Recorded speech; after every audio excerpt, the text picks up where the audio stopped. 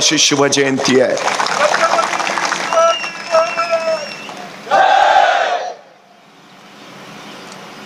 ज्या मावळ्यांच्या बळावर शिवप्रभूंनी स्वराज्य उभा केलं ते मावळे नेमके असतील तरी कसे, असा प्रश्न मला कायम पडायचा. पण नारायणगावच्या बाबूभाई पाटेंना बघितलं आणि मग लक्षात आलं शिवप्रभूंच्या सोबत असेच मावळे असणार ज्यांच्या बळावर हे स्वराज्य उभा राहिलं. आपल्या कर्तृत्वानी नेतृत्वानं गावाला आणि या मातीतल्या उद्याच्या पिढ्यांना आकार देण्याचं काम ज्यांच्या कर्तृत्वात झालं ते बाबूभाई पाटे, त्यांचं राज्य प्रतिष्ठान, त्यांचे सर्व सहकारी आणि उपस्थित आपण सर्व. खरं तर जगाच्या पाठीवर सगळ्यात जास्त पुतळे आणि सगळ्यात जास्त स्मारक जर कुणाची असतील तर ती आहेत छत्रपती शिवाजी महाराजांची. गेली 36 वर्ष अमेरिकेसारख्या बलाढ्य सल्तनतीला एक चिमुकलं व्हिएतनाम झुंजवत आहे. बलाढ्य अमेरिका या व्हिएतनामला अजून पराभूत नाही करू शकली. व्हिएतनामच्या या अजिंक्यपणाचं रहस्य व्हिएतनामच्या राष्ट्राध्यक्षांना विचारलं की तुम्ही अमेरिकेसारख्या बलाढ्य सत्तेला नमवलं, तुमच्या या यशाचं कारण काय? आणि व्हिएतनामचे राष्ट्राध्यक्ष हु ची मिन असं म्हणाले, आम्ही अमेरिकेला नमवू शकलो याचं कारण आमच्याकडं एक महामंत्र आहे आणि त्या महामंत्राचं नाव आहे छत्रपती शिवाजी महाराज. व्हिएतनामच्या परराष्ट्र मंत्री परवा दिल्लीला आल्या होत्या. दिल्लीत आल्यावर त्यांनी विचारलं इथं रायगड कुठं आहे? आणि दिल्लीतली लोक चकित झाली. का? मला रायगडला जायचं आहे. का? तिथं शिवप्रभूंची पावलं उमटली असतील, मला त्या मातीला माझ्या मस्तकाला लावायचं आहे. व्हिएतनामच्या परराष्ट्र मंत्री सांगताय. छत्रसाल बुंदेला महाराजांकडे आला. महाराज आपली नोकरी करावी म्हणतो आणि महाराज म्हणाले छत्रसालजी आपण आल्यावर आमची ताकद जरूर वाढाल, पण नोकरी कसली करता? जे आम्ही महाराष्ट्रात केलं ते तुम्ही बुंदेलखंडात जाऊन करा. आणि छत्रसाल बुंदेला महाराजांकडनं प्रेरणा घेऊन गेला आणि त्यांनी बुंदेलखंड स्वतंत्र केला. आसामचा राजा ओहम मोगलांच्या बलाढ्य सल्तनतीचा पराभव करतो आणि आसामचा राजा ओहम सांगतो छत्रपती शिवाजी महाराजांच्या मार्गदर्शनाच्या बळावर मी मोगलांचा पराभव करू शकलो.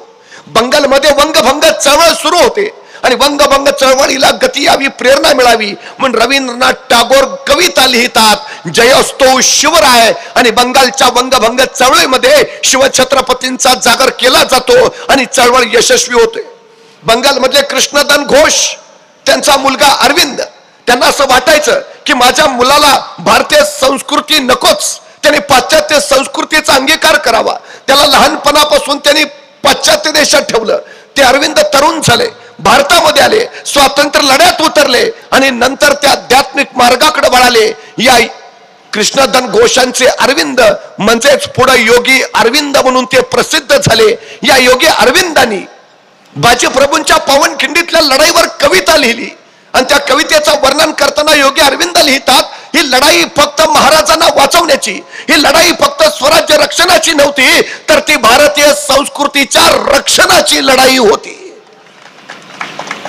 तामिळनाडूमध्ये जातीविरोधी चळवळ गतिमान होते आणि या जातीविरोधी चळवळीला प्रेरणा मिळावी यासाठी तिथं छत्रपती शिवाजी महाराजांवर नाटक बसवलं जातं.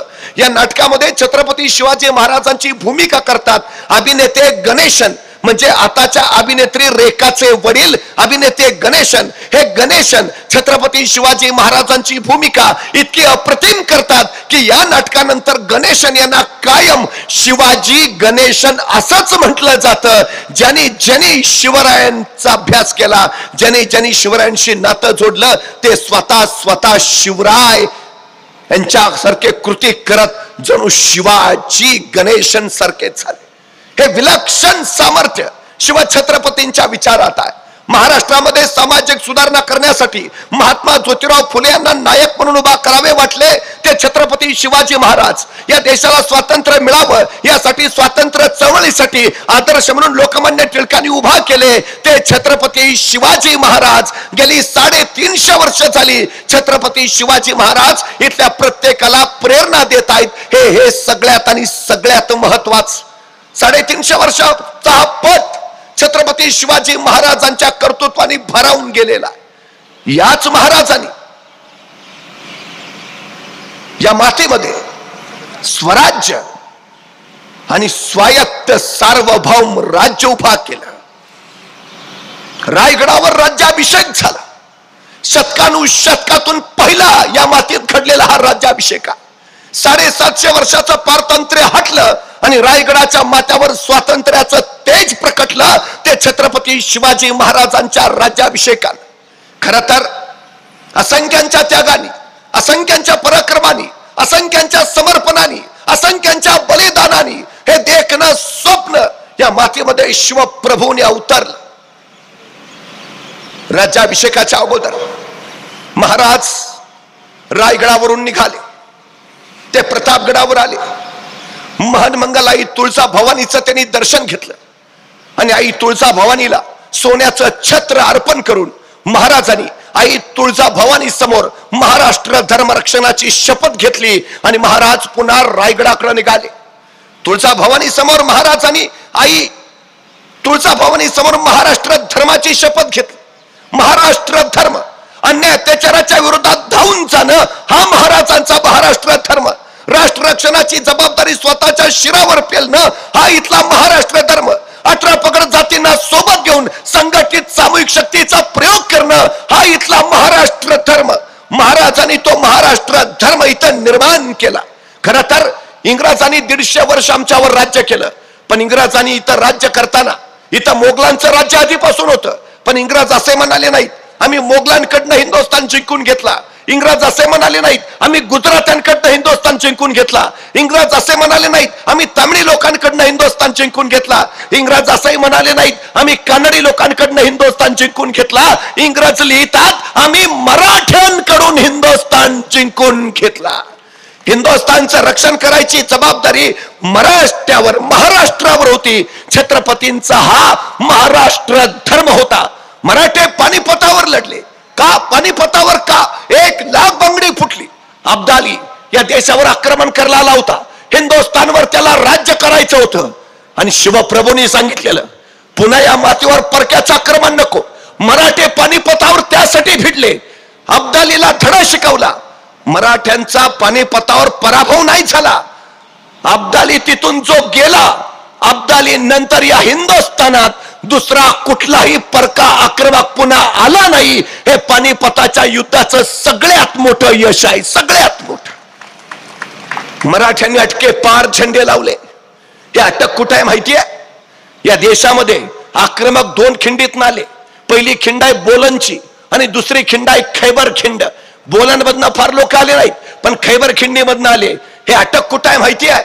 खैबर खिंडीतनं आत आला की सिंधू नदीच्या काठावरचं पहिलं ठाणं म्हणजे अटक. मराठ्यांनी अटकच जिंकलं. अटकेवर भगवा फडकवला आणि तिथून मराठ्यांनी इकडे विचारलं पलीकडे जाऊ का?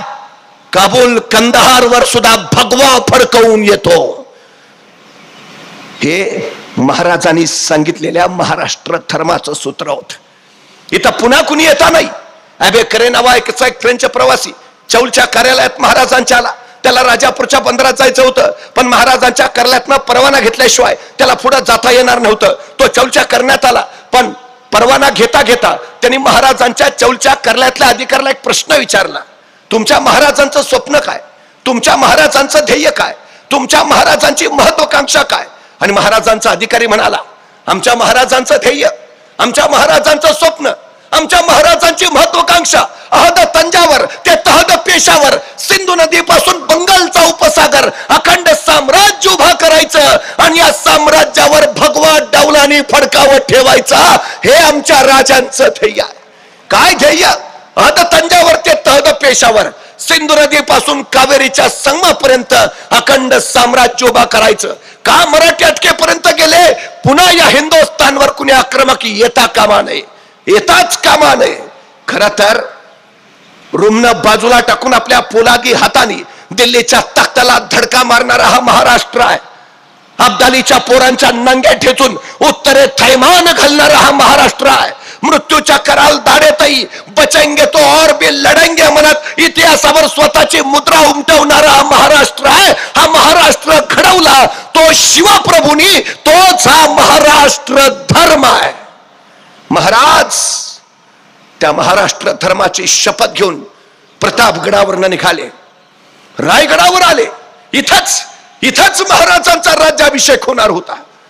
मोरोपंतांनी सांगितलं राज्याभिषेकासाठी, राजधानीसाठी मोठा पवित्र गड, कैलासा इतकाच पवित्र हा रायगड. या रायगडावर आतापर्यंत कुणाचेही कधीही रक्त सांडले नाही. अत्यंत पवित्र राजधानीसाठी हीच जागा करावी. आणि याच रायगडावर महाराजांच्या राज्याभिषेकाची तयारी चालू झाली. रायगडाचे 18 कारखाने कामाला लागले. रायगड आनंदानं न्हावून गेला होता. बघता बघता माणसाने फुलून गेला होता. 750 वर्षाचा पारतंत्र्याचा अंधार संपणार होता आणि रायगडाच्या माथ्यावर स्वातंत्र्याचा सूर्य प्रकटणार होता. इथंच राजे छत्रपती होणार होते. रायगडावर माणसांची कोण गर्दी झाली. देशोदेशीचे प्रतिनिधी महाराजांच्या राज्याभिषेकाला उपस्थित होते. इंग्रज प्रतिनिधी हेनरी ऑक्झेंडेन, फ्रेंच, पोर्तुगीज, गोवेकर, भागानगरचे प्रतिनिधी, विजापूरच्या आदिलशाहीचे, निजामशाहीचे प्रतिनिधी महाराजांच्या राज्याभिषेकाला उपस्थित होते. आणि महाराजांच्या सोबत्यांची तर कोण धांदल उडालेली. मोरोपंत, प्रल्हादपंत, बाळाचावची, हंबीरराव मोहिते, आनंदराव, हिराजी फर्जन, मदारी मेहतर, नागोजी जेदे, किती नावं घ्यावीत. ही सगळी माणसं महाराजांच्या राज्याभिषेकाच्या गडबडीत धांदलीत गुंतून गेली होती. रायगड नुसता गडबडला होता. मोठा क्षण, केवढा मोठा क्षण. खर तर राज्याभिषेकाच्या पूर्वीचे धार्मिक संस्कार सुरू झाले. महाराजांचा मुंजीचा विधी उरकला. पट्टराणी सोयराबाईंना महाराणी पदाचा अभिषेक करता यावा यासाठी सोयराबाईंबरोबर त्यांचा समंत्रक विवाह लावण्यात आला. इतर सगळ्या राण्यांबरोबर महाराजांचे विवाह झाले आणि उगवली एकादशी. 4 जून महाराजांची सुवर्ण तुला झाली. चांदी, तांबे, जस्त, कतील, मीठ, जायफळ, जायपत्री, फळ, मसाले, खाद्यपदार्थ या सगळ्यांनी महाराजांची तुला करण्यात आली. हे सगळे पदार्थ दानधर्म म्हणून वाटण्यात आले. मासाहेब जिजाऊ हे सगळं भारावल्या डोळ्यांनी पाहत होत्या. हा राजांचा राज्याभिषेक हे मासाहेब जिजाऊंचं आणि शहाजी राजांचं स्वप्न त्याच प्रत्यक्षात येत होतं. आणि हे सारं पाहताना मासाहेबांना आठवले ते 12 वर्षाचे शिवबाराचे मोठा विलक्षण धाडसी निर्णय घेतला होता मासाहेबांनी. स्वतःचा संसार बाजूला सारला आणि शहाजीराजे मासाहेब जिजाऊंनी स्वराज्याचा प्रपंच उभा करायचं ठरलं.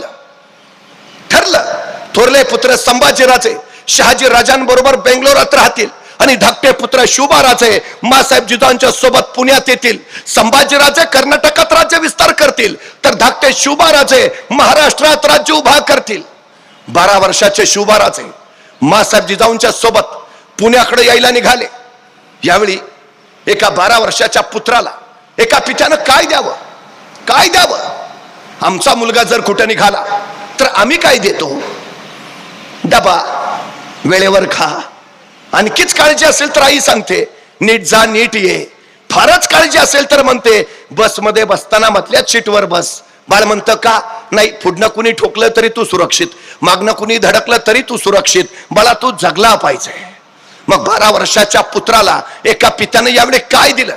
शहाजीराजांनी स्वतः संस्कृत मधून तयार केलेली मुद्रा आपल्या या 12 वर्षाच्या पुत्राच्या हाती दिली. काय होतं मुद्रेत. प्रतिपत्य चंद्र लेखेव वर्धिष्णू विश्ववंदिता शाह सुनो शिवसैषा मुद्रा भद्राय राजते.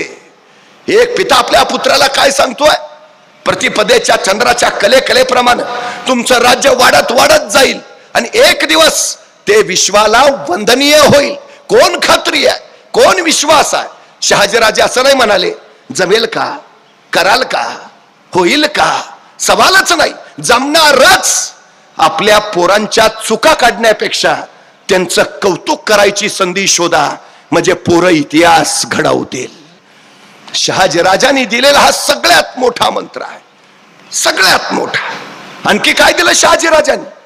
एक छोटं मंत्रिमंडळ दिलं आणि सांगितलं, उद्या तुम्हाला तुमचं स्वतःचं मंत्रिमंडळ उभा करायचं आहे. एका पित्यानं दाखवलेली ही वाट होती, एका पित्यानं दिलेलं हे ध्येय होतं. 6 जून 1674 या पुत्रानं राजांनी दिलेली मुद्राच स्वराज्याची राजमुद्रा म्हणून स्वीकारली आणि लहानपणी 12व्या वर्षी दिलेलं छोटं मंत्रिमंडळ 6 जून 1674 या राज्याभिषेकाच्या दिवशी महाराजांनी त्याचं रूपांतर अष्टप्रधान मंडळात केलं.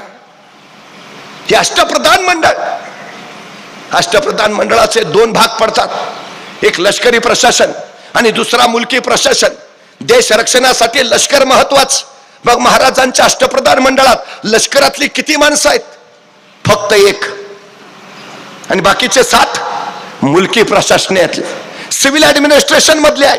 म्हणजे राज्य कुणासाठी आहे? रयतेसाठी आहे. अष्टप्रधान मंडळ कुणासाठी काम करेल? रयतेसाठीच काम करेल, लोक कल्याणाचं काम करेल. खर तर आजचा महाराष्ट्र कृषी प्रधान दिसतोय, त्याचं कारण छत्रपती शिवाजी महाराज. हा महाराष्ट्र सह्याद्रीच्या दऱ्याखोऱ्याने वेढलेला. शेती करायला जमीन इथं होती कुठं? महाराजांनी पहिल्यांदा शेतकऱ्यांना सांगितलं, पडीक जमिनी लागवडीखाली आणा. त्यांना प्रोत्साहन दिलं, जमिनी दिल्या, बी बियाणं दिली, खतं दिली, बैल जोड्या दिल्या, करा शेती करा. हा सह्याद्री आपल्या उरातून सोन्यासारखं पीक निर्माण करू शकला. स्वराज्याची अर्थव्यवस्था या शेतकऱ्यांच्या शेतीच्या बळावर सामर्थ्यशाली झाली. आज महाराष्ट्र कृषी क्षेत्रामध्ये अव्वल आहे. याचं कारण फक्त शिवाजी महाराजांनी राबवलेली त्यावेळीची धोरणं. महाराजांनी त्यांच्या काळात महाराष्ट्रातल्या जमिनींची 3 वेळा मोजणी केली. 5 हात लांब 5 तसू 14 मुठींची लांब काठी हे जमीन मोजणीचं परिमाण महाराजांनी शोधून काढलं. या परिमाणाच्या बळावर महाराष्ट्रातल्या जमिनींची महाराजांच्या हयातीत 3 वेळा मोजणी झाली. आता आमच्या नावावर जे 7 बारे दिसत आहेत, त्या 7 बाऱ्यांचे उद्गाते राजा शिवछत्रपती शिवाजी महाराज नसते, तुमच्या माझ्या नावावर 7 बारे सुद्धा दिसले नसते. महाराष्ट्रातलं पहिलं धरण शिवाजी महाराजांनी बांधलं. पुण्याजवळच्या खेड शिवापूरच्या आंबिलोड्यावरचं धरण जाऊन बघून या. 32 धरणं बांधली महाराजांनी. जलसंधारणाची पहिली योजना शिवाजी महाराजांची. पाणी अडवा पाणी जिरवा ही योजना ही महाराजांची. आता पाणी अडवा पाणी जिरवा ही संकल्पना मी बाजूला टाकली आणि ह्याची अडवा त्याची जिरवा हा एक कलमी उद्योग चालू केला. तो भाग वेगळा. पण आजही आमच्याकडे दुष्काळ पडतो आणि सरकार सकाटी पिट्ट शिवकालीन पाणी योजना राबवली पाहिजे. 1972च्या दुष्काळात महाराष्ट्रातल्या सगळ्या विहिरी कोरड्या पडल्या होत्या, पण 11,000 फूट उंची वसलेल्या रायगडाच्या गंगासागर तळ्यात मात्र तुडुंब पाणी होतं. 72च्या दुष्काळात रायगडावरून पाणी खाली आणलं. ती शिवाजी महाराजांची शिवकालीन पाणी योजना. जा कुठल्याही गडावर कुठलाही विद्युत जनित्र दिसणार नाही, मोटार दिसणार नाही, इंजिन दिसणार नाही, पण विहिरीतलं पाणी सगळ्या गडावर कसं फिरवलंय हे एकदा कधीतरी जाऊन बघून या. हे 350 वर्षापूर्वी महाराजांनी केलं. 350 वर्षापूर्वी. खर तर तत्कालीन काळात शेतकऱ्यांवर 40 प्रकारचे कर होते. महाराजांनी सगळे बंद केले. खत सरकारमधनं मिळायची, बी बियाणं सरकारमधनं दिलं जायचं, बैल जोड्या सरकारमधनं दिल्या जायच्या. शेतकऱ्यांनी फक्त कष्ट करायचे. आलेल्या उत्पन्नाचे 5 भाग व्हायचे. 5 भागापैकी 3 भाग शेतकऱ्याला आणि 2 भाग सरकारला, असा सरळ हिशोब असायचा. दुष्काळ पडला सारा माफ होता. अडचण आली कर्ज दिलं जात होतं. शेतकऱ्यांचे कर्ज मुक्ती करणारे पहिले राजे म्हणून आम्हाला छत्रपती शिवाजी महाराजांचंच नाव घ्यावं लागेल. महाराजांनी सक्त आज्ञा दिल्या, गावोगावी जा, दौरे काढा, शेतकऱ्यांच्या अडचणी समजून घ्या. कोणास बिबे नसेल द्या, खता नसतील द्या, बैलाजोडी नसेल द्या, जैसे होईल तैसे शेतकरी सुखी होईल ऐसे पहा.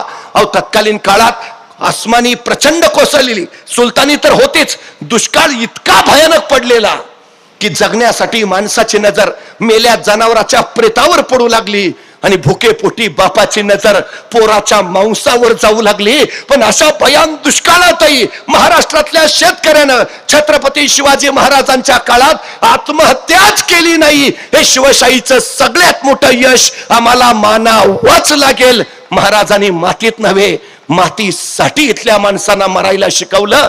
हे महाराजांचं सगळ्यात आणि सगळ्यात मोठं वैशिष्ट्य आहे. खरं तर हे अपूर्व असं विलक्षण कार्य महाराजांनी निर्माण केलं. काय होतं महाराजांकडं? संपत्ती होती, सैन्य होतं, सामर्थ्य होतं? नाही. शून्यातनं विश्व उभा करणारे राजे असं महाराजांचं मी वर्णन करतो. हाताशी काही नसताना महाराजांनी राज्य उभा केलं. अहो बघा ना, 1645 साली महाराजांनी राजगड घेतला. बेवसाव होता.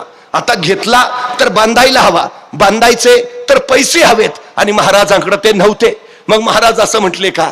नाही, घेतला तर बांधला पाहिजे, बांधायचा तर फंड्स पाहिजेत. आहेत कुठं आपल्याकडं? मग कशाला घ्या, बघू पैसे आल्यावर. नाही, महाराज असं नाही म्हटले, बघू पैसे आल्यावर. महाराज म्हणले सुरुवात तर करू, घेऊन तर टाकू, पुढचा पुढं. आणि 1645 ला महाराजांनी राजगड घेतला. 1646 ला महाराजांनी तोरणा जिंकला. आणि तोरण्याचं काम चालू असताना महाराजांना तोरण्यावर सोन्याच्या मोहरांनी भरलेले 7 हंडे सापडले. या संपत्तीतनं महाराजांनी राजगड बांधून पूर्ण केला. महाराज सांगताय तुम्ही सुरुवात करा, जगदंबा आशीर्वाद घेऊन तुमच्या पाठीशी उभा असतेच. एका मावळच्या क्षणी एका डोंगराच्या पायथ्याला एक सद्ग्रस्त उभा होता. मी तिथूनच निघालो होतो. त्याला विचारलं, का थांबलाय? तो म्हणला, नाही, डोंगरावर जायचं आहे. म्हटलं, जा ना मग. नाही, अंधार आहे ना. मग मी माझ्या हातातला कंदील त्याला दिला. म्हटलं, आता जा. आणि मी निघून आलो. दुसऱ्या दिवशी पहाटे मी त्या डोंगराच्या पायथ्याला पोहोचलो. तो सद्ग्रस्त तिथंच. मी म्हटलं, अरे वा, जाऊन आला वाटतं. तो म्हणला, नाही, गेलोच नाही. म्हटलं, का? अंधार आहे ना. अहो म्हटलं, मग कंदील दिला होता ना. हो, दिला होता ना, पण त्याचा उजेड फक्त माझ्या पायापुरताच पडतो, मला किती लांब जायचं आहे. अरे भल्या माणसा, तू चालायला सुरुवात तर कर, उजेड आपोआप तुझ्या पावलाबरोबर येत राहील. जो पहिलं पाऊल उचलतो तोच पोचतो. ही सगळ्यात आणि सगळ्यात महत्वाची वस्तुस्थिती आहे, सगळ्यात महत्वाची. पूर्व वेस बाबूभाईंनी सुरू केली, पूर्णत्वाला गेली. आज पश्चिम वेसेची पायाभरणी झाली आणि पाहता पाहता तीही पूर्णत्वाला जाईल. तुम्ही सुरुवात करा, सगळी सृष्टी तुमच्या पाठीशी उभा असते. 1670 साली मोगल आणि मराठा संघर्ष प्रचंड वाढला, अफाट वाढला. मोगलांचं सैन्य 5 लाख आणि महाराजांचं 20,000. पण महाराज असं म्हटले का, त्यांचे 5 लाख आपले 20,000, डिपॉझिट पण राहणार नाही, कशाला अर्ज भरा. महाराज म्हणले, पुढचं पुढं, 20 तर 20 आहेत तेवढे घेऊन लढूया. महाराजांनी सुरुवात केली. आणि त्याच वेळी 1670 ला महाराजांनी प्रबळगड जिंकला. आणि प्रबळगडाची पाहणी करायला महाराज पालखीत बसून प्रबळगडावर निघाले. पालखीत बसलेल्या महाराजांच्या शेल्याचं एक टोक पालखीच्या बाहेर लोंबकळत होतं. प्रबळगडाच्या एका मार्गावरनं जाताना अचानक महाराजांच्या शेल्याचं ते लोंबकळणारं टोक तिथल्या बोरीच्या झाडाच्या फांदीच्या काट्यात अडकलं आणि महाराजांना ताण बसला. तसे महाराज म्हणाले, पालखी थांबवा. पालखी थांबली आणि महाराज सोबत्यांना सांगू लागले, हे बोरीचे झाड आमच्या पुढे जाण्यावर आक्षेप घेते आहे. हे बोरीचे झाड आम्हाला अडवू पाहते आहे. हे बोरीचे झाड आम्हाला काहीतरी सांगू पाहते आहे. इथे काहीतरी आहे, आहे, आहे. खना, खना. माणसं कामाला लागली. त्या बोरीच्या झाडाजवळ खणायला सुरुवात झाली. 5-6 फूट गेले, दगडी भिंत लागली, उकरा, उकरली. 27 घागरी आणि 4 कढया एवढं सोनं महाराजांना तिथं सापडलं. आणि त्या संपत्तीतनं महाराजांनी सैन्य उभारलं आणि मोगलांवरचा संघर्ष तीव्र केला. महाराज सांगतायत, तुम्ही सुरुवात करा, सगळी सृष्टी तुमच्या पाठीशी उभा असते. सगळी. त्या सुरुवातीच हे देखणं रूप होतं, प्रत्यक्षात आलेलं. हा रायगडावर होणारा महाराजांचा राज्याभिषेक. मासाहेब जिजाऊ भरल्या डोळ्यांनी हे सगळं पाहत होत्या. छोट्या मंत्रिमंडळाचं अष्टप्रधान मंडळात रूपांतर झालं होतं. पण 12 वर्षाच्या शुभाराजांना शहाजीराजांनी आणखीन एक गोष्ट दिली. काय दिली? भगवा ध्वज दिला. आणि शहाजीराजांनी सांगितलं, राजे, उभा राहणाऱ्या तुमच्या स्वराज्याचा हा भगवा दौलत ध्वज बनवू द्या. पण ध्यानी घ्या शुभाराजे, हा भगवा पेलणं कुणालाही शक्य होत नाही. मनगटात रग आणि छातीत धग असावी लागते त्यासाठी. कारण हा भगवा साधा नाही. हा भगवा प्रभू श्री रामचंद्रांचा आहे. हा भगवा भगवान श्री कृष्णांचा आहे. हा भगवा रामकृष्ण हरी म्हणत वारीला जाणाऱ्या वारकऱ्यांचा आहे, हा भगवा हर हर महादेव म्हणत रणांगणावर कोसळणाऱ्या धारकऱ्यांचा आहे, हा भगवा शौर्याचा, भगवा पराक्रमाचा, भगवा अभिमानाचा, भगवा स्वाभिमानाचा, भगवा त्यागाचा, भगवा समर्पणाचा राजे, हा भगवा भगवा फडकत राहू द्या. 12व्या वर्षी शहाजी राजांनी दिलेला तोच भगवा राज्याभिषेकाच्या दिवशी महाराजांनी स्वराज्याचा राष्ट्रीय ध्वज म्हणून स्वीकारला. मासाहेबांना हे सार सार आठवत होत, सार आठवत होत. उगवली द्वादश, 5 जून रायगड गुड्यानी सजला, तोरणं लावली गेली, फुलांनी रायगड बहरला. सगळे आतुरले होते. आता काही क्षणात राजांचा राज्याभिषेक होणार. सूर्योदयाला 2 घटिका कमी असताना राजांच्या राज्यारोहणाचा मुहूर्त होता. सायंकाळच्या वेळेला मंडपात उभारलेले एका आसंदीवर राजे आरोहण करते झाले. पाठोपाठ पट्टर आणि सोयराबाई, युवराज संभाजीराजे स्थानापन्न झाले. अष्टप्रधानाने आपापल्या जागा घेतल्या. मोरोपंत तुपाचा कलश घेऊन पूर्वेला उभा राहिले, तर हंबीरराव मोहिते सरसेनापती दुग्ध कलश घेऊन दक्षिणला उभा राहिले. बघता बघता अष्टप्रधानांनी जागा घेतल्या. पंडितांचा मंत्रघोष चालू झाला. गागा भट्ट सप्त सिंधूंच्या अभिषेकासाठी सज्ज झाले आणि बघता बघता सप्त नद्यांचा अभिषेक महाराजांवर होऊ लागला. मंत्रोच्चार गडद झाले, मंत्रघोष दुमदुमू लागला. गंगा, यमुना, कावेरी, गोदावरी, कृष्णा या नद्यांचा महाराजांना अभिषेक झाला. मग समुद्र स्नान झालं आणि त्यानंतर सुहासिनींनी महाराजांना ओवाळलं. महाराजांनी शुभ्र वस्त्र परिधान केली, अलंकार घातले, शस्त्रास्त्रांची पूजा केली आणि धनुष्यबाण, तलवार, कट्यार धारण करून महाराजांनी आई भवानीला वंदन केलं. गुणीजनांना, ज्ञानी जनांना वंदन केलं. मासाहेब जिजाऊंचे आशीर्वाद घेतले आणि राजे शिवराय राज सदरेकडे निघाले. राज सदरेच्या प्रवेशद्वारावर 2 बलाढ्य हत्ती, सुवर्ण अलंकार घातलेले आणि 2 पांढरे शुभ्र अश्व, 4 पातशा पालट्या घालून त्यावर नूतन सृष्टी उभारणाऱ्या शिवरायांच्या स्वागताला उभा होते. राजे प्रवेशद्वारातून आत गेले. त्या मंडपामध्ये एक लांब लचक सुंदर सुबक चौथरा, त्या चौथऱ्यावर आणखी एक चौथरा आणि त्या चौथऱ्यावर अष्टस्तंभी मेघडंबरी मंडप आणि या मेघडंबरीतच होत 32 मणी सुवर्ण सिंहासन. हो हो, ते हेच सिंहासन मराठी अस्मिता बनणार, ते हेच सिंहासन मराठी स्वाभिमान बनणार. राजे त्या 32 मणी सुवर्ण सिंहासनाकडे निघाले. रामजी दत्तो या सुवर्ण करणात तयार केलेलं हे सुवर्ण सिंहासन, हे सुवर्ण सिंहासन तयार होत असताना राजांनी मोरोपंतांना विचारलं, मोरोपंत, एवढा मोठा राज्याभिषेक, हा राज्याभिषेकाचा खर्च स्वराज्याच्या कोषागाराला पेलेल? आणि मोरोपंत म्हणाले, महाराज, असे आणखी 10 राज्याभिषेक होतील इतके धन कोषागारात आहे. 1646 साली स्वराज्याचा महसूल होता 36,000 रुपये आणि 6 जून 1674 स्वराज्याचा महसूल झाला होता 3,500 कोटी रुपये. शून्यापासून सुरुवात केलेलं स्वराज्य आज अफाट सामर्थ्यशाली झालं होतं. हे स्वर्ण सिंहासन बनवताना राजे मासाहेबांना म्हणाले होते, मासाहेब, सिंहासनच तयार करायचं झालं तर एवढं मोठं सिंहासन तयार करा की आमच्या सगळ्या मावळ्यांना त्याच्यावर बसता आलं पाहिजे. एक शिवराय छत्रपती नाहीत होणार मासाहेब, या मातीत उगवलेला प्रत्येक जण छत्रपती असेल. हा राज्याभिषेक एकल्या शिवरायांचा नव्हता, हा राज्याभिषेक या मातीत उगवलेल्या तमाम मावळ्यांचा, हा राज्याभिषेक महाराष्ट्राचा, हा राज्याभिषेक राष्ट्राचा, इथल्या कणाकणाचा, क्षणाक्षणांचा होता. शतकानुशतकातनं घडणारी ही घटना होती. राजे त्या राजसिंहासनाकडे निघाले. सगळ्यांचे डोळे महाराजांकडे. आता काही क्षणातच राज्यारोहण होईल. महाराज तख्तासीन होतील. महाराजांनी त्या राजसिंहासनाच्या पहिल्या पायरीवर पाऊल ठेवलं आणि महाराजांना आठवले ते बाजी पासलकर. बाजी, तुम्ही स्वराज्याची पायाभरणी केली, आज तुम्ही असायला हवे होता बाजी. तोच आठवले कान्होजी जयते नाईक देशमुख, सह्याद्री सारखे महाराजांच्या पाठीशी उभा राहिलेले कान्होजी जयते नाईक देशमुख. तो अफजल खान 40,000 फौज घेऊन आला आणि येता येता त्यांनी सगळ्या सरदारांना खलिदे पाठवले, सोबत येऊन मिळा, नाहीतर घरादारावरनं वतनावरनं गाढवाचा नांगेर फिरवेन. सारण पलित खलिते गेले. एक गद्दार झाला, खंडोजी खोपडा अफजल खानाला जाऊन मिळाला. आणि असाच एक खलिता कान्होजी जेदे नाईक देशमुखांना आला. कान्होजी जेदे तो खलिता घेऊन महाराजांकडे आले. राज खानाचा खलिता आलाय, काय म्हणतो? जी येऊन आमासनी सामील व्हा म्हणतो. मग काका आपण निर्णय घ्यावा. तसे कान्होजी म्हणाले, काय बोलता राज?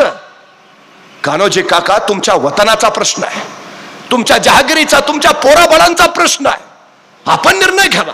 तसे ताडकन उठले कान्होजी. शेजारचं तांब्या भांड घेतलं, त्या तांब्या भांड्यातलं पाणी आपल्या हातावर सोडलं आणि कडाडले कान्होजी. राज हे सोडलं पाणी वतनावर, हे सोडलं पाणी जहागिरीवर, हे सोडलं पाणी पोराबाळांवर. ह्यो कान्होजी जगल स्वराज्यासाठी आणि मरल स्वराज्यासाठी. राजा रणमैदानात ज्यावेळी तुम्हाला हाडं दिसतील, ज्या हाडातून स्वराज्य स्वराज्य आणि शिवराय शिवराय ऐकू येईल, ती हाडं या कान्होजी जेधे नाईक देशमुखांची असतील. निष्ठा निष्ठा काय असते? कान्होजी काका तुम्ही सांगितलं. या मंगल क्षणी कान्होजी काका तुम्ही असायला हवे होता. राजे पुढच्या पायरीवर आले आणि राजांना आठवला, जीवाभावाचा तानाजी आपल्या पोराच्या लग्नाची पत्रिका घेऊन आलेला. राज रायबाच्या लग्नाला यायचं बरं का. मात्र राजांची नजर आहे कोंढाण्यावर आणि कोंढाण्याकडे पाहता पाहता राजे तानाजीला म्हणाले, ताना कोंढाणा घ्यायचं म्हणे आहे रे. आणि सरदेशी उठले तानाजी, हातातल्या पत्रिका फेकल्या. राजा आधी लगेन कोंढाण्याचं, मग रायबाचं, आणि पोराचं लग्न टाकून तानाजी कोंढाण्याचं लग्न करायला गेले. गेले गेले असे गेले की रायबाचं लग्न करायला परत आलेच नाहीत. स्वराज्यासाठी समर्पित होणारी माणसं. राजे सांगत होते, तानाजी या सिंहासनाची ही पायरी तुमची, तुम्ही असायला हवे होता तानाजी. पण त्याच वेळी तानाजींना आठवलं, महाराज क्षणभर थांबले. मिर्झा राजा जयसिंग स्वराज्यावर चालून आला होता. त्याला माहिती होत उघड्या मैदानात राजांचा पराभव करणं कठीण.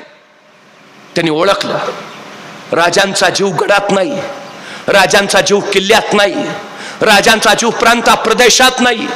शिवाजी राजांचा जीव आहे तो इथल्या रयतेत आहे. आणि त्यांनी रयत छळायला सुरुवात केली. गावाच्या गावं जाळली, खुल्याम कत्तल्या रमल्या, आक्रोश किंकाळ्या रोळ्या, रक्ताच्या चिलकण्या मूर्त्यांसाठी प्रतांचकाचा यात्रांचा हल्ला कोल्हळ उडाला. आणि राजे व्याकुळले. राज्य कुणासाठी? रयतेसाठीच ना. मग रयतच वाचत नसेल तर राज्य वाचून काय उपयोग? आणि राजे मिर्झांकडे गेले. राजांनी तह पत्करला. पुरंदरासह 23 किल्ले मिर्झाला बहाल केले. 1646 पासून 1665 पर्यंत कमावलेलं सारं स्वराज्य महाराजांनी रयतेसाठी मिर्झाला देऊन टाकलं. आणि त्याच वेळी मिर्झा म्हणाले, राजे आपल्याला मोगलांचं मनसबदार व्हावं लागेल. आणि संतापले राजे, नाही मिर्झा, आम्ही तुम्हाला महाराणा प्रताप सिंहाचे वंशज समजत होतो, पण तुम्ही तर राजे रयतेची फिकीर असावी म्हणूनच शांत आहोत मिर्झा, म्हणूनच शांत आहोत. पण मनसबदार होणं नामंजूर.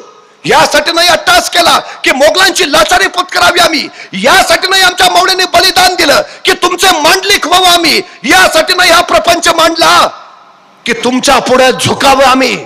नाही मिर्झा, महाराष्ट्र कधी झुकला नाही आणि झुकणार नाही. राजे कडाडले, पण मिर्झानं सारं ओरबाडून घेतलंच होत. राजाने शंभू राजांना मोगलांचं मनसबदार केलं. पण 1646 पासून उभारलेला सगळा डाव तहापोटी मिर्झा राजाच्या हवाली करावा लागला. उरात सल जाचत होता. रायगडाच्या तटबंदीवरनं मध्यरात्री राजे चिंताग्रस्त फिरत होते. आणि राजांची ही चिंता घोड्यांच्या पागेत काम करणाऱ्या एका शिलेदारानं पाहिली. आणि तो सल त्याच्या काळजाला जाळत गेला. तो पुटपुटला, माझ्या राजांच्या जीवाला घोर लावणाऱ्याला बिनगोर झोपू नाही देणार म्या. त्याला राजांचं दुःख पाहावे ना, दुसऱ्या दिवशी सकाळी त्यांनी रायगड सोडला आणि बघता बघता तो मिर्झा राजांच्या छावणीकडे झेपावला. भाल्याच्या टोकावर काहीच झाला. मिर्झा राजांच्या सामने आणला गेला आणि मिर्झाने विचारलं कोण, आणि तो म्हणाला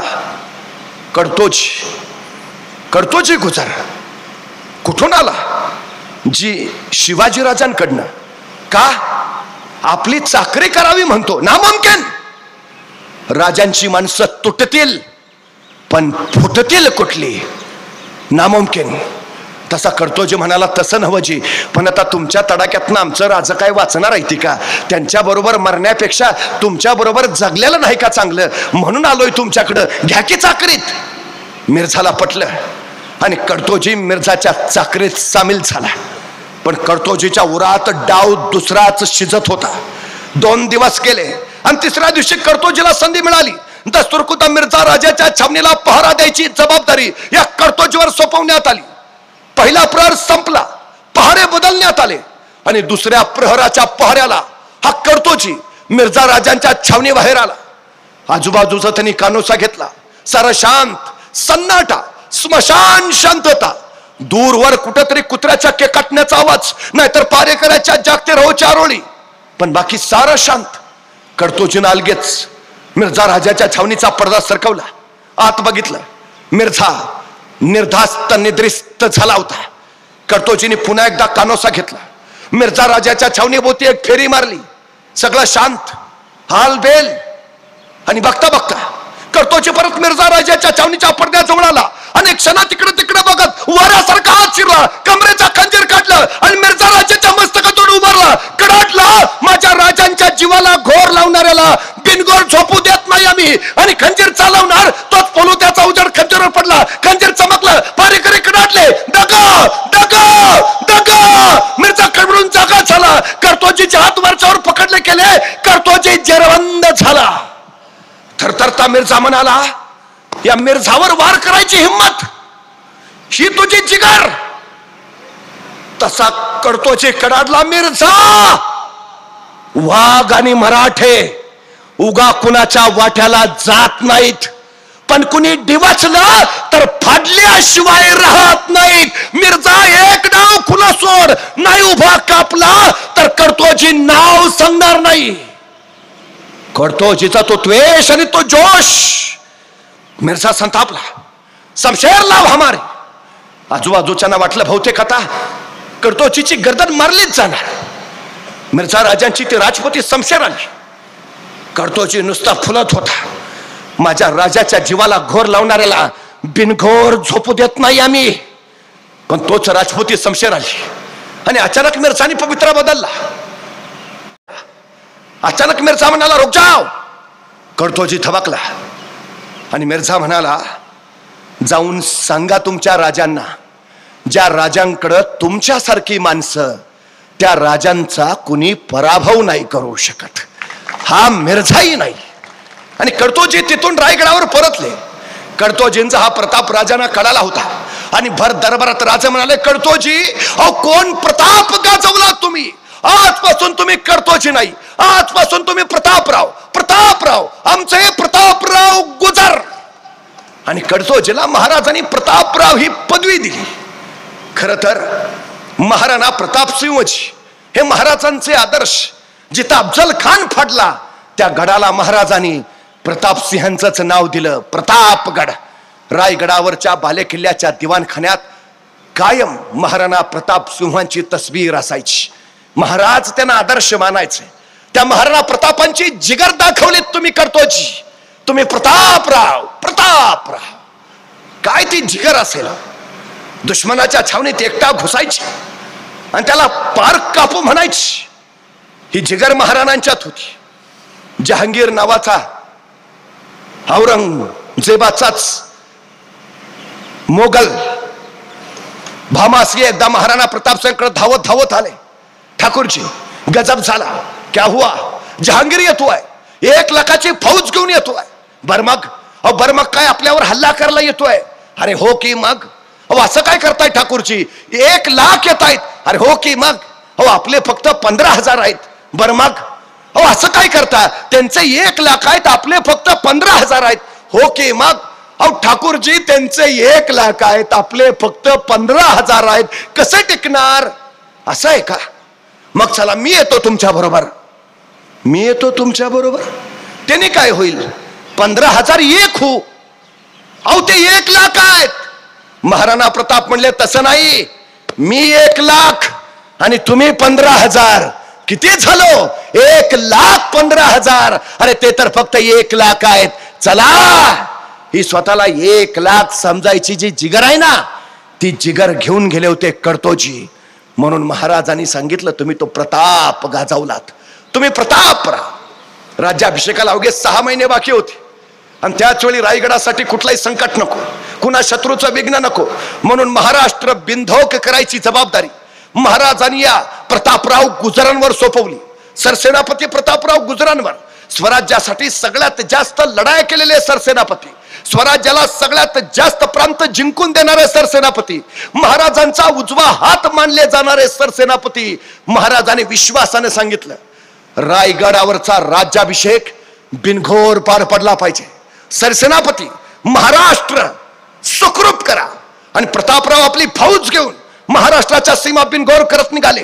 पण त्याच वेळी सांगली भागात मिरजच्या इथं बेहलोल खान आलाच. प्रतापरावांनी त्याच्याशी झुंज घेतली. प्रतापरावांच्या पराक्रमापुढं हा बेहलोल खान गुडघे टेकत शरण आला, भीक मागितली आणि प्रतापरावांनी सलाह करून त्याला सोडून दिला. पुन्हा इकडे यायचं नाही. बेहलोल खानानं मान्य केलं आणि बेहलोल खान गेला. महाराजांना कळालं आणि महाराज संतापले. प्रतापरावांना त्यांनी खरमरीत पत्र लिहिलं, तुम्ही तो सिपाहीगिरी केली, ही सेनापतीगिरी कुठली? काय करण्यास सल्ला केलात? तो बेहलोल म्हणजे सापाची जात फिरून दंश करणारच, काय करणे सोडलात? महाराजांचं हे पत्र प्रतापरावांच्या काळजाला चरेपाडीत केलं. पण काही दिवसातच महाराजांचा अंदाज खरा ठरला. बेहलोल सापाची जात फिरून दंश करणारच. बेहलोल खान पुन्हा स्वराज्यावर चालून आला आणि महाराजांचं पुन्हा पत्र प्रतापरावांना आलं. तो बेहलोल घडोघडी येतो, स्वराज्यात उपद्रव माजवतो, या उपर त्याचे मस्तक छटल्याशिवाय आम्हास तोंड दाखवू नका. आणि महाराजांचे ते बोल प्रतापरावांच्या काळजाला चाळीत केले. आम्हास तोंड दाखवू नका. राज्याभिषेकाला अवघे काही दिवस राहिले. सरसेना बनून प्रतापरावाने आज रायगडावर असायला हवं आणि राजे सांगतायत आम्हास तोंड दाखवू नका. प्रतापराव आपल्या जळत राहिले, जळत राहिले. प्रतापरावांची छावणी कोल्हापूर जिल्ह्यात त्या गडिंग्लज तालुक्यातल्या सामनगडाच्या पायथ्याला पडलेली. दिवस थंडीचे, शेकोटी पेटलेली आणि प्रतापराव सोबत्यांसोबत शेकत बसलेले. अचानक एक खेर धावत आला. राव राव, नेसरीच्या खिंडीत बेहलोल खानाची छावणी पडली आहे आणि प्रतापराव पेटले. त्यांची नजर त्या ज्वाळेत तीव्र झाली. एक ज्वाळा फडकली, ठणकी प्रतापरावांच्या डोळ्यात गेली आणि तडकन प्रतापराव उठले. कोण येतो, कोण येतो? उठला विठोजी, उठला कृष्णाजी, उठला सिद्धोजी, उठला सिद्धी हिलाल. बघता बघता 6 मावळे सज्ज झाले. 7वे प्रतापराव घोड्यावर मान टाकली. बघता बघता टाच मारली गेली आणि 7 घोडी बेफाम दौडत निघाली नेसरीच्या खिंडीकडे. मध्यरात्रीचा तो प्रहर, काळोख शांतपणे साऱ्यांवर पहुडलेला. नेसरीच्या अलीकडे घोडी थांबली.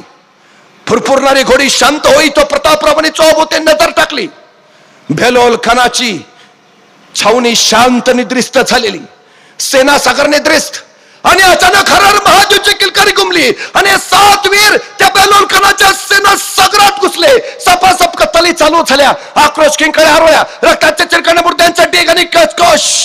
बेहलोल बेहलोल.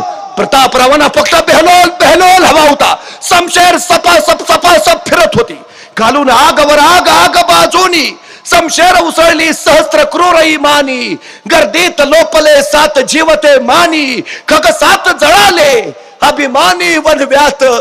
वेडात मराठे वीर दौडले 7. बघता बघता बेहलोल खानाच्या सावध झालेल्या सैन्याच्या तडाख्यात त्या 7 वीर अडकले. महाशिवरात्रीच्या दिवशी या 7 वीरांनी शिवप्रभूंना, या स्वराज्याला आपल्या जीवनाचं अर्ध्य अर्पण केलं. हे 7 वीर समर्पित झाले. प्रतापराव महाराजांस तोंड दाखवण्यास पुन्हा गेलेच नाही, गेलेच नाही. ती महाशिवरात्र राजांच्या स्मरणात चिरंतन राहिली. दगडावर दिसतील अजून ते तल्या टाचा, ओढ्यात तरंगे अजून रंग रक्ताचा, क्षितिजावर उठतो अजून मेघ मातीचा, अद्याप कुणी वीरानी वाऱ्यावर गात, वेडात मराठे वीर दौडले सात. सिंहासनाची पायरी चढताना राजांसमोर सरसेनापती प्रतापराव गुजर आणि त्यांचे 6 वीर, तुम्ही समर्पित झालात म्हणून तर लोक कल्याणकारी स्वराज्य उभा राहिले. हा सुवर्ण क्षण, हा राज्याभिषेक तुमच्या पराक्रमाने तर पुलकित झाला. तुमचं शौर्य, त्या शौर्यापुढं अवघ स्वराज्य नतमस्तक आहे. महाराज सिंहासनाच्या पायऱ्यावर चढत राहिले आणि महाराजांना आठवले पुरंदरवर झुंजणारे मुरारबाजी. वज्रगड जिंकला आणि मुरारबाजी थेट दिलेर खानाला संपवण्यासाठी निघाले. मुरारबाजींचं ते शौर्य पराक्रम पाहिलं आणि दिलेर खान म्हणाला, वज्रगड आम्ही घेतलाच आहे, पुरंदर सुद्धा घेऊ. मुरारबाजी, अहो तुम्ही का फुकाचे मरता, त्यापेक्षा या आमच्याकडं, बादशाह जागीर देतील. आणि कडाडले मुरारबाजी, माझ्या राजानं मला काही कमी केलंय म्हणून येऊ तुमच्याकडं, मराठे तुटतील फुटतील कुठले हात. मुरारबाजींचे ते बोल महाराजांच्या कानात घुमत राहील. पण त्याच वेळी महाराजांना आठवला आपल्यासारखा हुबहू दिसणारा शिवा काशीत 6 महिन्यापूर्वी ओळख झालेली. सिद्धीजवळनं 65,000चा वेढा टाकलेला, नेताचे पालकरने छापा टाकला पण बळ तोकडं पडलं आणि राजांना वाटलं या आपल्यासारख्या हुबहू दिसणाऱ्या माणसाला बोलवावं. महाराजांनी शिवा काशीदांना बोलावलं. शिवा काशीद म्हणाले, बोलावणं धाडलंच जी राजा. आणि राजाने विचारलं, शिवा आमचं रूप घेशील? ए शिवा, सिद्धीच्या भेटीला जाशील? होय रे शिवा, मरायला तयार होशील? शिवा म्हटला होतो. गेला, स्वराज्यासाठी समर्पित झाला. अवघ्या 6 महिन्याची ओळख, शिवा स्वराज्यासाठी बलिदान देताच. पण त्याच वेळी पन्हाळ्याच्या पश्चिमेच्या बाजूनी त्या वादळे पावसाळी किर्र रात्री महाराज बाजीप्रभूंनी बंदल फौजेबरोबर निघाले. 21 तासाचा अखंड प्रवास करून मसाईच्या पठारावर आले आणि त्याच वेळी सिद्धीच्या फौजेची चावू लागली. बाजीप्रभू म्हणाले, राजे निम्या लोक घेऊन तुम्ही पुढे निघा, निम्या लोकांनी आम्ही येथे झुंजितो. राजे म्हणाले, नाही बाजी, सगळे सोबत जाऊ. नाही राज, लाख मेले तरी चालतील पण लाखाचा पोशिंदा वाचला पाहिजे. राजा निघा. निम्या फौजेनिशी राजे पुढे निघाले आणि त्या घोडखिंडीमध्ये राजे बाजीप्रभू आपल्या 300 मावळ्यांनिशी झुंजत राहिले. मोगलांचा प्रपात त्यांच्यावर कोसळला, तुफान झुंज झाली. बाजीप्रभू कडळत राहिले. जाऊन सांगा त्या यमाला, जोपर्यंत राजा विशाळगडावर पोहोचल्याचे तोपर्यंतचे आवाज आमच्या कानावर पडत नाहीत तोपर्यंत हा बाजी प्राण सोडणार नाही. राजे विशाळगडावर पोहोचल्याचे तोपर्यंतचे आवाज झाले आणि शिर तुटले, बाजी कोसळले, स्वराज्यासाठी समर्पित झाले. बाजी प्रभू, फुलाजी प्रभू आणि बांदल फौज स्वराज्यासाठी स्वतःच्या आयुष्याचं अर्धदेती झाले. खर तर बाजी प्रभू, फुलाजी प्रभूंचं गाव सिंध. महाराज बाजी प्रभू फुलाजी प्रभूंच्या सिंध या गावी गेले, त्यांच्या कुटुंबियांचं सांत्वन केलं. बाजी प्रभू, फुलाजी प्रभू एकूण यांना 8 मुलं. महाराजांनी त्यांच्या 8ही मुलांना स्वराज्याच्या सेवेत दाखल करून घेतलं. अनुकंपा तत्वावर नोकरी ही योजना शिवाजी महाराजांची 350 वर्षापूर्वी महाराजांनी सुरू केलेली. ठीक आहे, ज्यांची मुलं तरुण आहेत त्यांना सरकारी सेवेत घेतलं जाईल, पण काही सैनिक असे असतील की ज्यांची मुलं अजून छोटी आहेत पण ते युद्धावर गेले, मारले गेले. आता त्यांच्या पश्चात त्यांच्या छोट्या मुलांचं काय? आपल्या सैनिकांच्या छोट्या मुलांसाठी महाराजांनी रायगडावर बाल परवेशी गृह उभारलंय. आताच्या भाषेत त्याला आपण वसतिगृह म्हणतो. या बालपरवेशी गृहामध्ये आपल्या सैनिकांच्या मुलांचं संगोपन, संवर्धन, शिक्षण आणि प्रशिक्षण स्वराज्याकडून केलं जायचं आणि ती योग्य वयात आल्यावर त्यांना स्वराज्याच्या सेवेत घेतलं जायचं. लहान मुलांचंही झालं, पण काही सैनिक असे असतील नुकतंच लग्न झालंय, अजून मुलबाळ नाही, तो युद्धावर गेला, मारला गेला, आता घरी फक्त विधवा पत्नी. आता त्याच्या पश्चात तिचं काय? 350 वर्षापूर्वी महाराजांनी आपल्या सैनिकांच्या विधवा पत्नींसाठी फॅमिली पेन्शनची योजना आणली आहे. फॅमिली पेन्शन किती तेही ठरवलंय. तो सैनिक युद्धावर असताना मारला गेला तेव्हा त्याला जेवढा शेवटचा पगार असेल त्या पगाराच्या निम्मी रक्कम त्याच्या पत्नीला आयुष्यभर पेन्शन म्हणून दिली जायची. पत्नींचंही झालं. आता काही सैनिक असे असतील अजून लग्नच झालं नाही, तो युद्धावर गेला, मारला गेला, आता घरी फक्त वृद्ध माता पितायत. आता त्याच्या पश्चात त्यांचं काय? आपल्या सैनिकांच्या वृद्ध माता पित्यांसाठी महाराजांनी 350 वर्षापूर्वी शेरी नावाची योजना आणली आहे. आपल्या सैनिकांच्या माता पित्यांना स्वराज्यातून दरमहा 2.5 शेर धान्य दिलं जायचं. थोरांपासून पोरांपर्यंत प्रत्येकाची व्यवस्था महाराजांनी स्वराज्यात केली. लोककल्याणकारी राज्य का? याचं उत्तर हे. आणि म्हणूनच या देशाची राज्यघटना तयार करताना डॉक्टर बाबासाहेब आंबेडकर असं म्हणाले की या देशाची राज्यघटना तयार करताना माझ्या डोळ्यासमोर छत्रपती शिवाजी महाराजांचं स्वराज्य होतं. लोककल्याणकारी रयतेचं राज्य. महाराज सिंहासनाची पुढची पायरी चढाले. सिंहासनाच्या डाव्या बाजूला मंत्रीगण आणि आप्तस्वकीयांची, तर उजव्या बाजूला मासाहेब जिजाऊ आणि राजस्त्रियांची व्यवस्था केलेली. सिंहासनाच्या पाठीशी राजचिन्हातक अधिकारदर्शक राजचिन्ह स्वर्णांकित भाल्यावर लटकत असलेली महाराजांच्या ऐश्वर्याचं सामर्थ्याचं प्रतीक होतं. अश्वदलाची चिन्ह, आरमाराची चिन्ह, न्याय व्यवस्थेची चिन्ह. महाराजांनी उभारलेलं हे स्वराज्य लोकांसाठी, लोककल्याणासाठी होतं. हे पहिलं लोकशाही राज्य होतं. मंत्रघोष सुरू होता, राजांचा जय जयकार चालू होता. बघता बघता सुवर्ण गुरजबदार घातलेले गुरजबदार आपापल्या जागेवर गेले. अष्टप्रधानांनी आपापल्या जागा घेतल्या आणि राजे तख्ता जवळ आले. त्या सरशी मंत्रघोष चालू असतानाच गागापट्ट पुढाले. सिंहाचा मुखवट असलेला सुवर्ण राजदंड त्यांनी महाराजांच्या हाती दिला. महाराजांनी तो सुवर्ण राजदंड मस्तकी लावला आणि सिंहासनाला त्यांनी वंदन केलं. उजवा गुडघा खाली टेकून महाराज सिंहासनापुढे नतमस्तक झाले आणि महाराजांनी पदस्पर्श न करता सिंहासनारोहण केलं. त्या सरशी मंत्रघोष थांबला. गागाभट्ट पुढे झाले आणि त्यांनी सुवर्ण छत्र महाराजांच्या मस्तकी धरले आणि गागाभट्टांची गगनभेदी किलकारी घुमली. क्षत्रिय कुलावतांश सिंहासनाधीश्वर राजाधिराज श्रीमंत श्री छत्रपती शिवाजी महाराज की. आणि अवघा जय ध्वनी निनादला. नगारे नवती गरजू लागल्या. रायगडाच्या तोफा धडाडू लागल्या. राजे छत्रपती झाले. सह्याद्रीचा पुत्र छत्रपती झाला. जिजाऊंचा पुत्र छत्रपती झाला. लोकांचं लोककल्याणाचं राज्य स्थापून राजे छत्रपती झाले. या आमल्यांच्या पातशाहीमध्ये एक मराठा एवढा पातशाह झाला.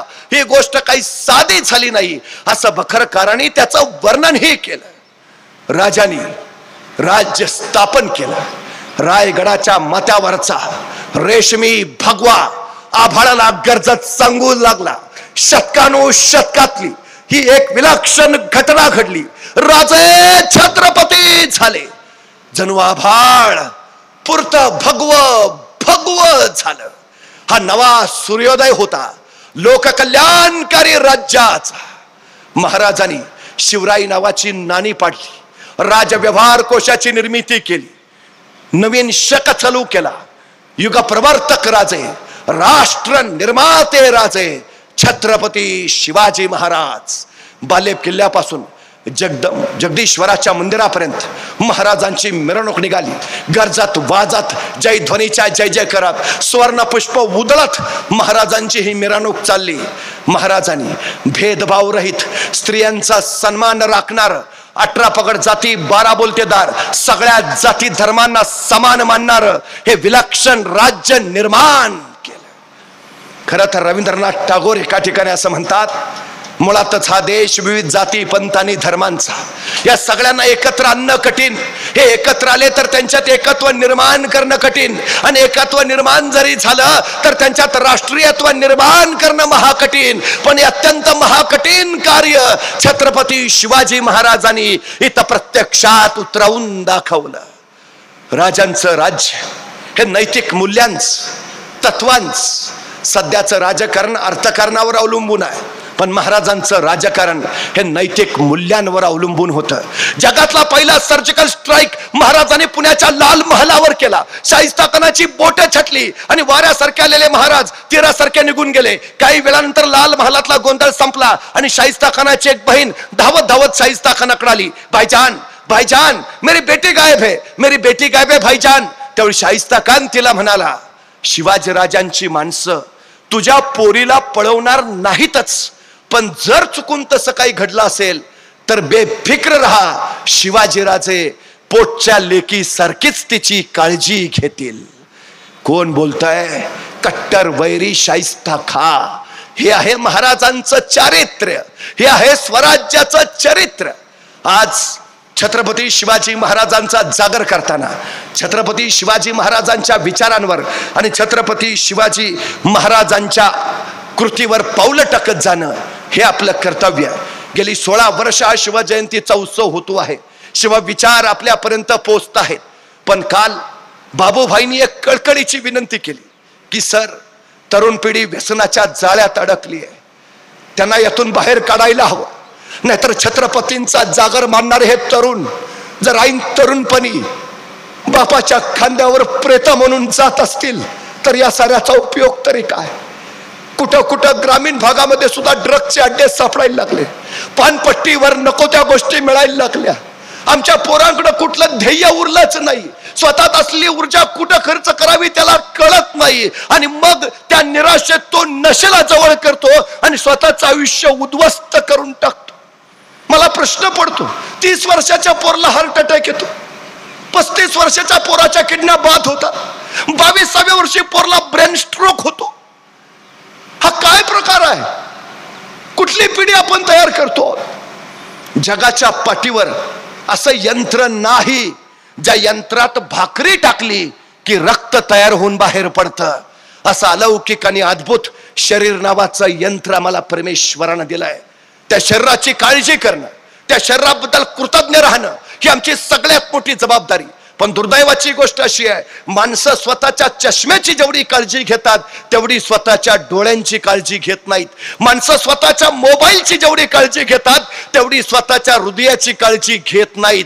आयुष्यात कमवायचंय काय? जगात कदाचित तुम्ही स्वराज्य नाही घडवू शकणार, पण स्वतःला तर घडवू शकाल. जगातली सुंदर कलाकृती आहे स्वतःची निर्मिती करणं. स्वतःची निर्मिती करा. शिवप्रभू ते सांगतायत. अहो बघा ना, एखाद्या माणसाला हार्ट अटॅक येतो, बायपास करावी लागते. बायपास करणं म्हणजे खराब झाली रक्तवाहिनी काढायची आणि तिच्या जागी दुसरी रक्तवाहिनी जोडायची. या शस्त्रक्रियेला खर्च येतो 3 लाख. म्हणजे आमची खराब झालेली एक रक्तवाहिनी केवढ्याला पडली? 3 लाखाला. आमच्या हृदयाजवळ मुख्य 3 रक्तवाहिन्याबरोबर 1 लाख रक्तवाहिन्यांचं जाळं आहे. एका रक्तवाहिनीची किंमत जर 3 लाख तर 1 लाख रक्तवाहिन्यांची किंमत किती झाली? 2 डोळे दिलेत आम्हाला, एखादा डोळा बाद होतो, आता नवा डोळा बसवता येतो. नव्या डोळ्याची किंमत आहे 20 लाख. म्हणजे 2 डोळ्याची किंमत झाली 40 लाख. 2 किडन्या दिल्यात आम्हाला. माणसं नको ते अपेयपान करतात, मद्यप्राशन करतात, किडन्या बाद होतात, माणसं डायलिसिस वर जातात. डॉक्टर सांगतात जगायचं असेल तर किडनी बदलून घ्या. आता किडनी बदलून मिळते. एका नव्या किडनीची किंमत आहे 80 लाख. म्हणजे 2 किडनीची किंमत झाली 1,60,00,000. अरे शरीराच्या अवयवांचा जर हिशोब केला तर आमची एक रक्तवाहिनी 3 लाखाची, आमचे डोळे 40 लाखाचे, आमच्या किडन्या 1,60,00,000. असा जर शरीराच्या अवयवांचा हिशोब करत गेला तर शरीराची किंमत जाते कोट्यावधी अब्जावधी रुपयांच्या पुढं. अरे त्या परमेश्वरानं जन्माला घालताना हे अब्जावधी रुपयांची शरीर नावाची इस्टेट देऊन आम्हाला पाठवलं. ती इस्टेट जपाना कुठल्या प्रॉपर्टीच्या मागं लागतो आम्ही? शिवप्रभूंनी या शरीर संपदेच्या बळावर आणि मनोनिग्रहाच्या जोरावर राज्य उभा केलं. तुम्ही त्या मातीत जन्माला आला आहात. नको त्या गोष्टी करून आयुष्य वाया घालवण्यासाठी तुम्ही जन्माला आला नाही आहात. हे आपण पहिल्यांदा लक्षात घ्यायला हवं. शिवरायांचा जागर करताना शिवरायांसारखं आपण दिसावं असं वाटताना आपण शिवरायांसारखं असावं हेही आपल्याला वाटलं पाहिजे. शिवरायांचे ते गुण, विचार, संस्कार आपल्यात उतरले पाहिजेत. बाबूभाईंची, राजप्रतिष्ठांची सगळी धडपड तळमळ त्यासाठी आहे. या धडपडीला यश येवो अशी अपेक्षा व्यक्त करतो. आपल्या सगळ्यांची रजा घेतो. धन्यवाद. हॅलो शिवप्रभू.